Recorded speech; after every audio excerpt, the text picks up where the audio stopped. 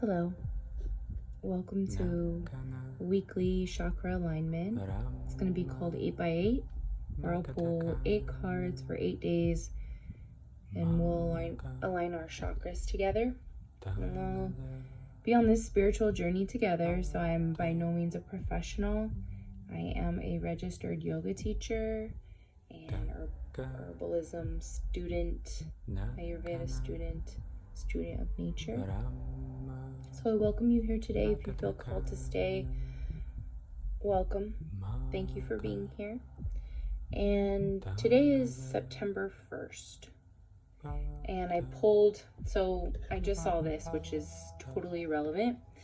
It's the how to read the snake zodiac. And then here are your lucky numbers. So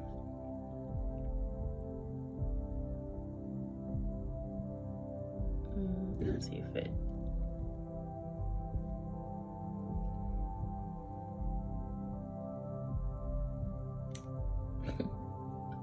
I'll take a picture of it. I guess it does not want to be seen.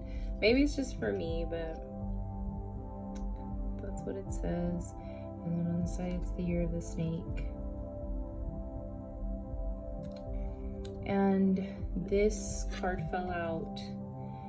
So this is going to be our like weekly or monthly sort of theme, where we're looking at this affirmation card. So every morning think of this as we go about our day. And it says, make like a plant and grow toward the light, flower, repeat. And as you can see, I have like a light bulb. So here's the light bulb for my overhead desk. And I just feel like it's relevant for discussion. So with that being said, the first card for your root chakra we're playing today is balancing the solar plexus. This is the number 37 card. Here's the number 37 in the corner. And it says this chakra is the hub of digestion. Poor digestion is one of the first signs this chakra is out of balance. And the chakra reacts to anxiety and fear, which can in turn affect the body physically. Excess energy can lead to overworking yourself, resentment of authority, and being overly judgmental. Deficient energy can cause depression, insecurity, fear of being alone, and poor digestion. So 37 could be significant, 10 could be significant, 73.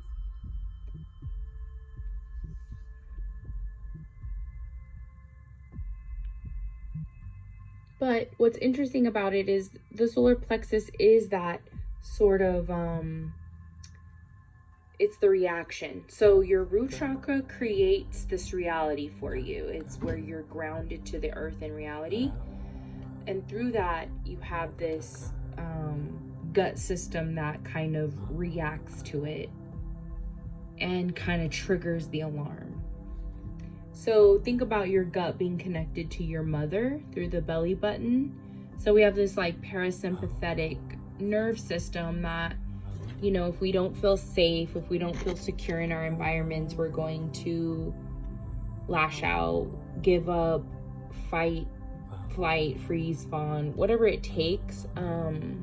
So that fear is that perceived reality. Whatever is a perception of what might happen.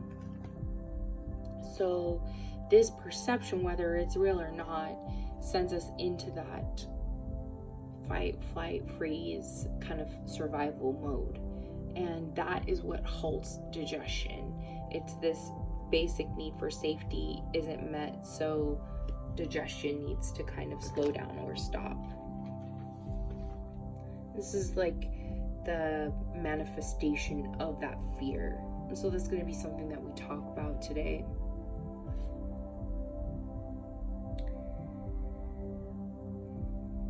For the sacral chakra, you got, let me show you the picture first. You got Garuda. And you can see the wings. This is going to be a theme. Eagles are a theme in this section, which is prevalent when I pulled these cards on the 27th, and then every day that I meditate, it's kind of interesting what comes through. There is symbolism for like these deities. This is a half bird, half deity, and it carries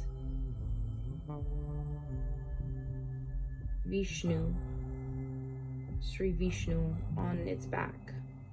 And it's called the King of the Birds. So you could be an air sign, or you could feel strongly connected to birds, hummingbirds, eagles, some sort of bird spirit. And what's fascinating about this that I learned in the research is that we'll talk about actually in a minute. So I'll go ahead and insert the meditation, but here's the mantra that Garuda is associated with. So I'll put that here. And then for the meditation, it says, O Garuda, son of Vinata, you fly through the skies carrying Sri Vishnu on your back. O King of the Birds, I offer salutation to you, the eater of snakes. So what's fascinating about this is that it does kind of look like there is this snake sort of looking for guidance, and then, you know, there could be this snake-like energy around it. And the blessings that this invoking this deity brings is devotion to God, protection from snakes, security while traveling, improved ability to serve God. So whatever God you serve, it's kind of like that thing that carries it on its back. It's the weight of the carrying of that holiness. So a reflection on this is that we are in the year of the snake, and eagles are important as far as symbolically for a lot of North American continents like Mexico and the United States. What's even more fascinating is that it says, oh, there was like this vision of like traveling along a winding road, perhaps, maybe heading into the sunset. Be careful. Invoke Garuda for safety. Be present in driving and in the beauty. And then the words Canon, like Canon or Canon photography lens needs a canyon. So this could be symbolic in many ways, because Canon has many meanings, and so does canyon. Also, the national emblem of Indonesia is Garuda. So I went to go like do a little bit more research, because I thought that was really fascinating that Garuda is like such a symbolic meaning. So it's the wisdom of the Buddha. It's meant, you have to think about like what's the difference between decorum versus meditation. So there is some decorative elements, but when we're looking at Garuda in terms of like meditation, it could be different. So this research that I found said that it's the symbol of Indonesian organizations, including Indonesian Airlines, the Linux distribution, which is a communication operating system coding, and then a drone manufacturing company, which is like a flight recorder. There's also a Warframe fandom on YouTube, but Garuda is known as King of the Birds, and it does have a snake in its mouth in a lot of the depictions of it. Like I said, it's half god, half bird, and then it has a blue head, a red upper body, a white torso, and the lower legs are yellow, which I know these colors have symbolism in Native American traditions as well, and so does the eagle and the snake. And so we can kind of also look at the connections between this type of meditation and Native American meditations that can be seen as very similar. So it's known as like the ruler of the Kala chakra, And these are teachings that are fascinating in themselves. So they're associated with teachings that explore the interconnectedness of the cosmos, body, and mind. So think of like, we are an air sign, we are an earth sign, fire sign, or we were born in the year of the rat, the snake, right? It's this idea that time and place marks us for personality. And it's kind of the basis of cosmology or the zodiac. And it's this idea that we are a manifestation of all three. And so there's different chapters that deal with different things. Let me see if I can find that. Oh yeah, so if we're looking at the connections between it and tarot, Kalachakra means the wheel of time, and in the tarot you can look at this as like the wheel of fortune or gears on a clock of time, or perhaps I'm seeing like an hourglass in the sands of time. So detailed in the cosmology is the outer Kalachakra. It's that's that first leg of it, and then there's the inner Kalachakra, which is the human body and its energy, so like the personalities that we encompass. And then there are chapters about the requirements and preparation for meditation, including initiations. And then the fourth chapter explains the sadhana and the yoga, the spiritual practice.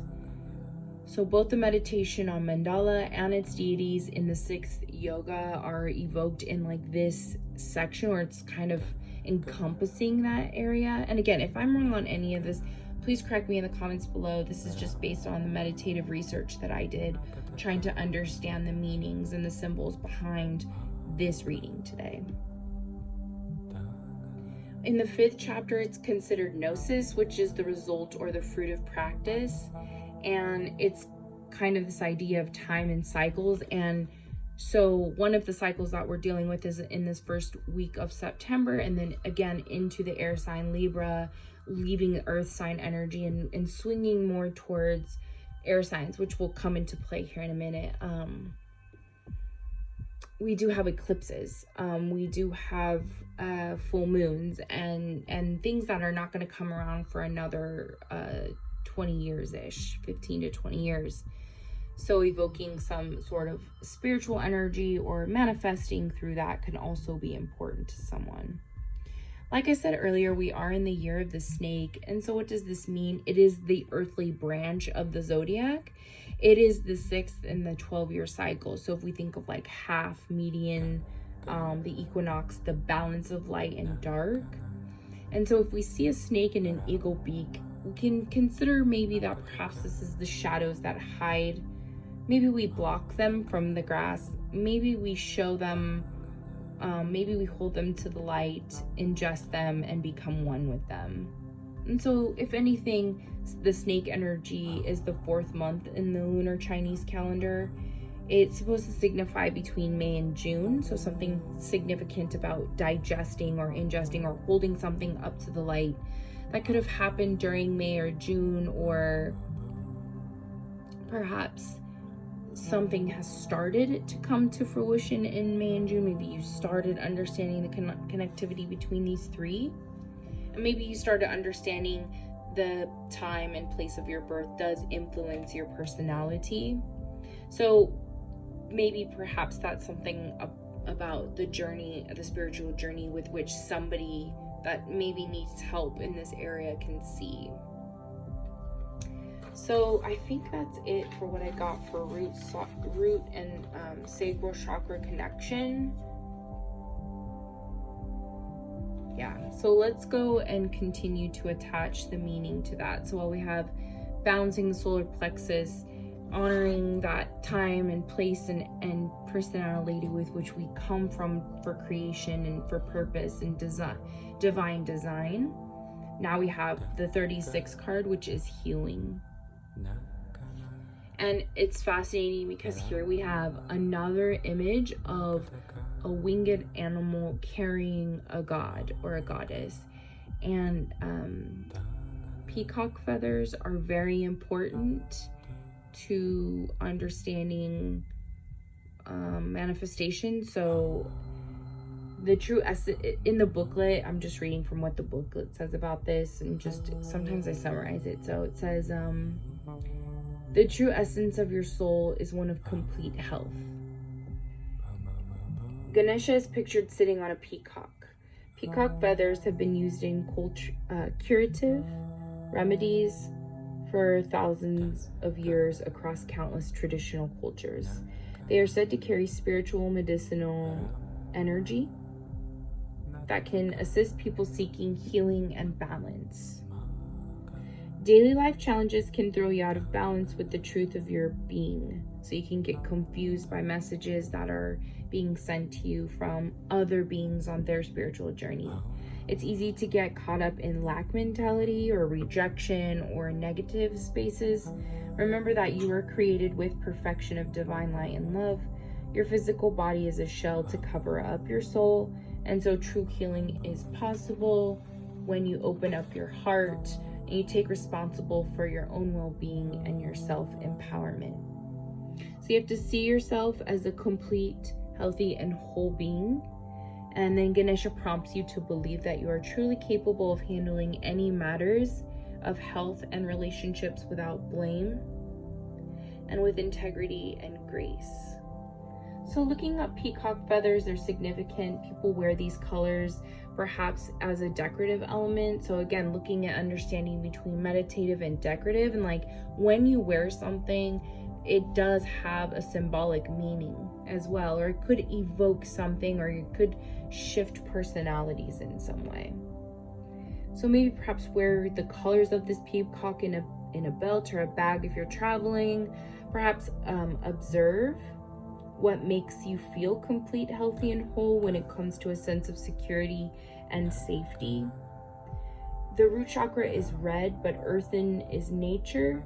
What makes you feel stable? So perhaps looking at that, the yellow energy. Oh, I'm hearing and blue. Red, yellow, blue. What makes you feel stable? Cultivate more of this without food, but through touch or massage without shame. Because you can see there's like a gentle touch here, but there's also other actions that are equally going on. So it's not that like this should have any sort of special meaning or considerations with this touch. Like you can go for a massage, but it doesn't have to necessarily be spiritual meaning. Like you can just go for a massage to get yourself out of your comfort zone with regards to touch, or to open up some topics about your personality and the time and place with which you were born or raised. Perhaps you were raised in the time of Stoicism, maybe something about Gregorian Stoicism, and like this idea that like feelings should be kept to yourself. So just to kind of show you the visual connections between these two images, and whenever we see a deity with their hand up or down in like these mudras position, it does mean like blessings and fortune or protection and spiritual healing. So perhaps this could be significant for someone. There is a similar head adornment here.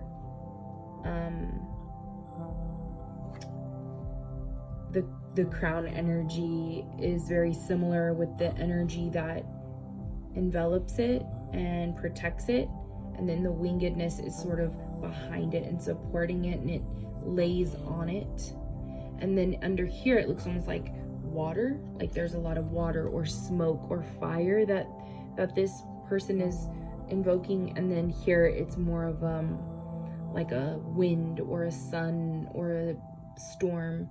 And it's important to consider the destructive energies that these can bring about, with the idea of like healing and understanding that we're walking our spiritual path, because this is the three foundations of your body and like your identity within your body. So like understanding what creates that. Perhaps you have a crooked nose or a hooked nose, or something about your head or the crown that you feel you have to bury or burden to carry. It could often be with your surroundings or your environment that you feel you have to be carried away on the winds of change, or perhaps there's not enough light. There's a light in one's room, a room of one's own, I'm hearing.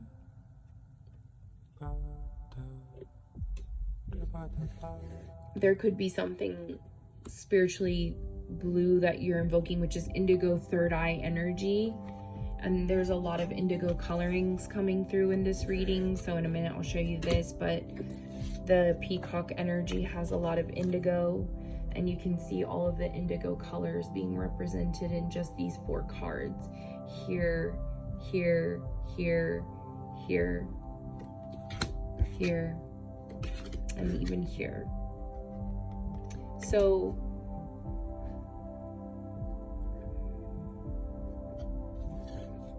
indigo energy is third eye energy. So for action, or like the heart space, movement is associated this month, or this 8x8 reading section. The first one we're going to practice is the swooping eagle. So take about 30 seconds to position your chair against the wall. If you feel like it'll slide back as you move forward, so you can have a support right here behind your chair.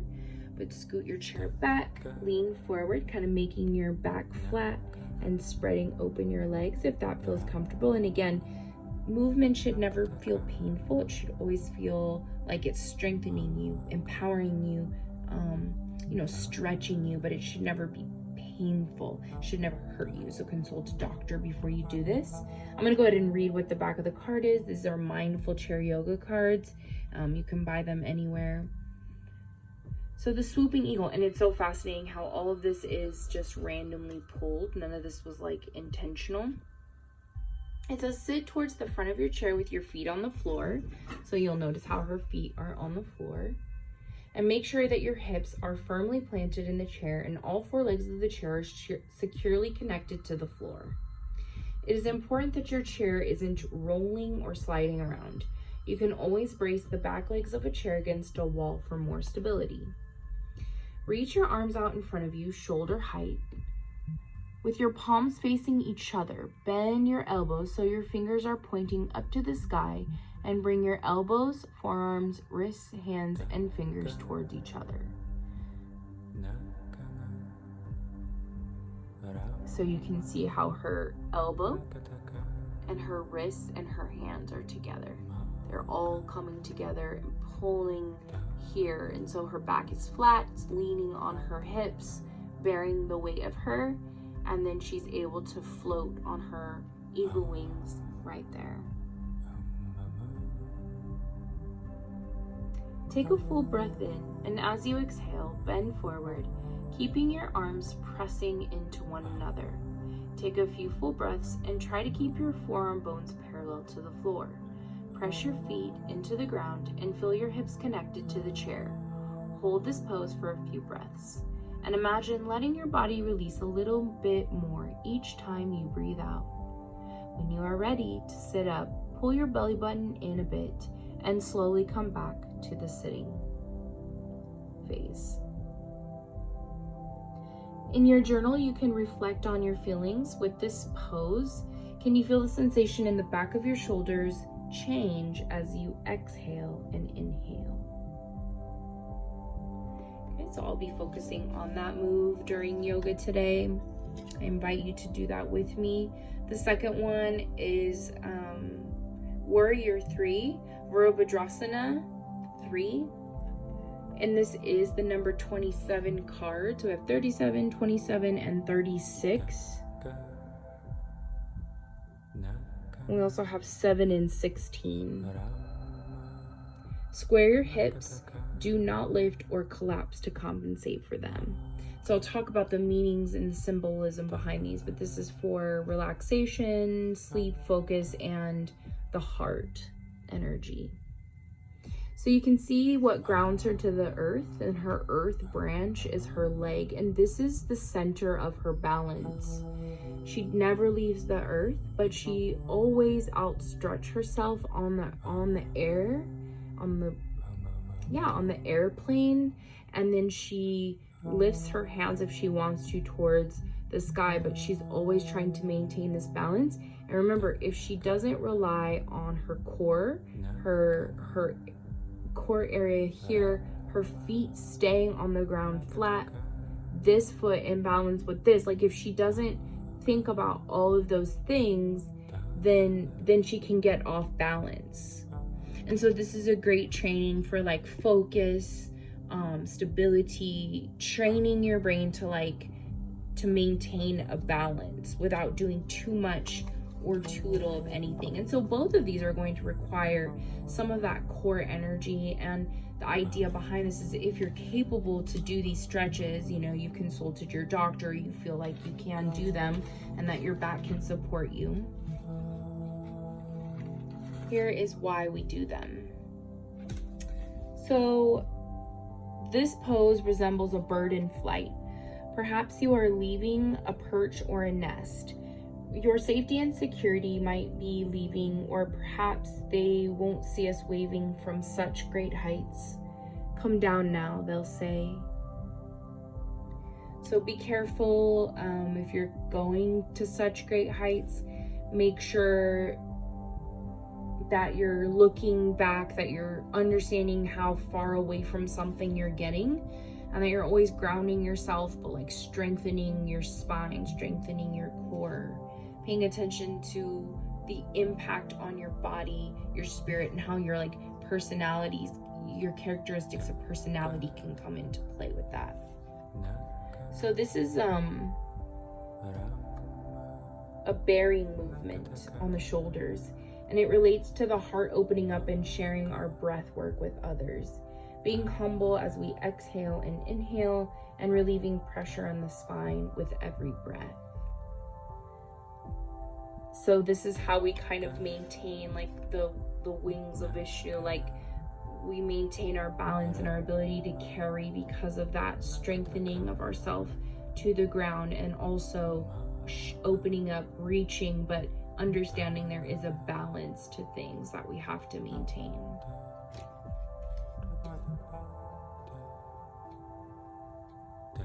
Even this plant is reaching up towards the light, but it's maintained in a pot. So this could be the environment that you're maintaining around you with your solar plexus, with the hub of digestion, or you're out of balance with your food. Something you eat 10 times a week. You eat this thing more than 6 times, 6 to 12, I'm hearing. I'll do that 6 to 12 times a day, a week, a year.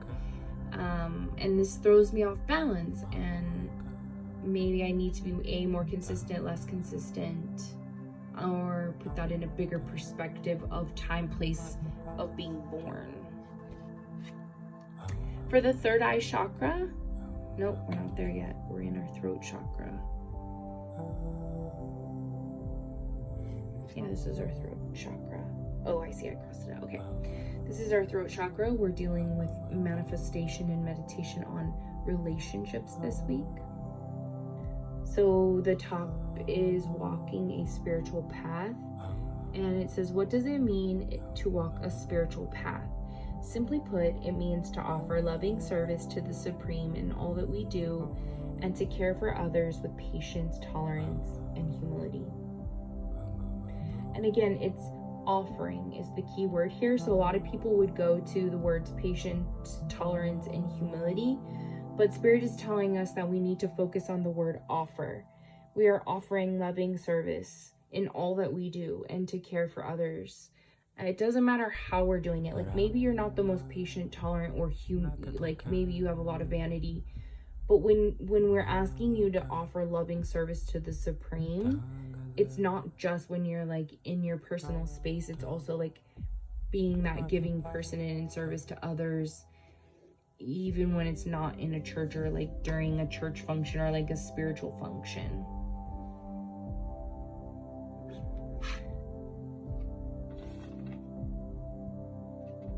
So when you do offer that service, you're offering it to a higher creation.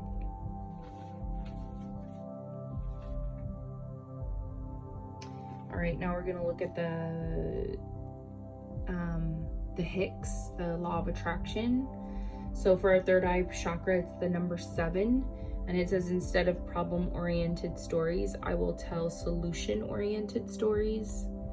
And this could be in regards to like gossip or manifestation, like thinking about all of the negative things, the things that invoke fear in us, the things that stop our digestion, the things that cause us digestive issues through the time and place that we were brought up, something that's affecting us. I mean, when I looked at the news regarding Indonesia and how yesterday, I guess, like all this information came out about like what's going on with Indonesia, and it kind of rings true that there is this bigger collective spiritual energy that when we speak of these things, to kind of be mindful about the direction in which we're trying to push that energy.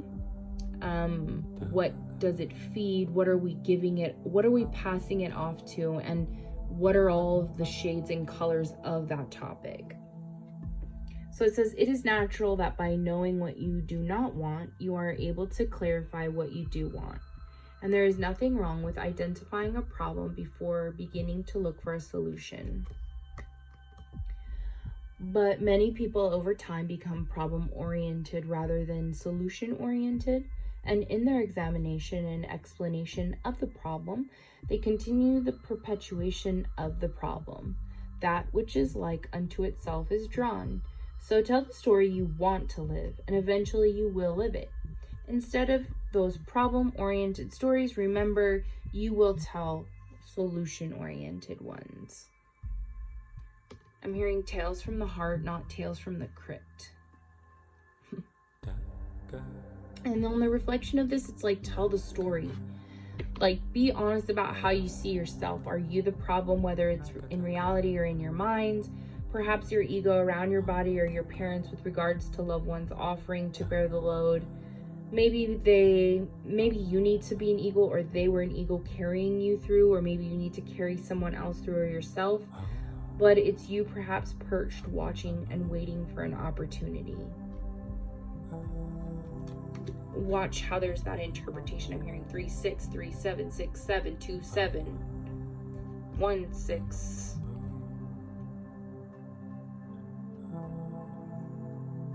Crown chakra, the last one, and I'll put the song of this that was free on SoundCloud in the description box, and it'll be tagged up here. But if we look at this number, it's number 16, and we can see that the eyes are absent. There is this idea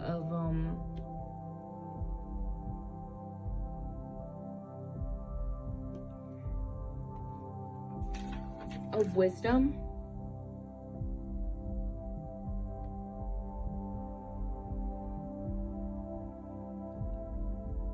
Oh, okay. So to go back to the symbolism of this, Garuda is translated to the eagle, and it carries Vishnu through the sky without ever needing to land, because it knows how to ride the wind. It provides balance, focus, posture, body awareness.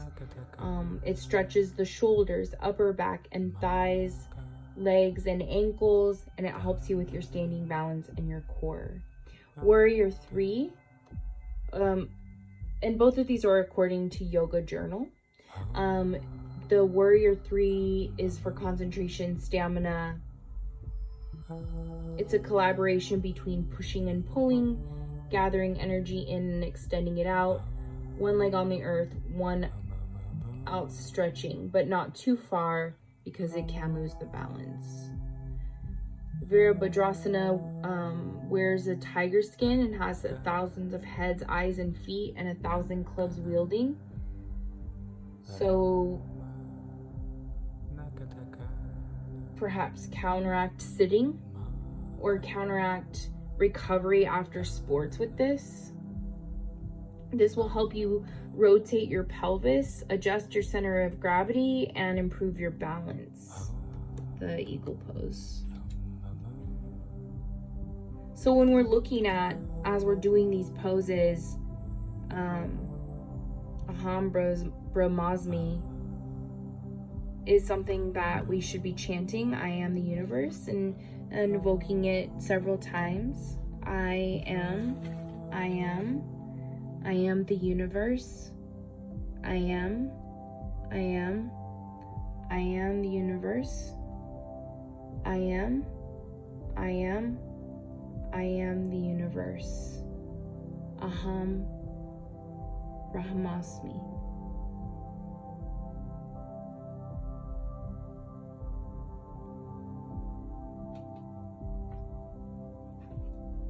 So the reflection of this is that the universe is in you, born in you, nurtured through foods, grounded in reality.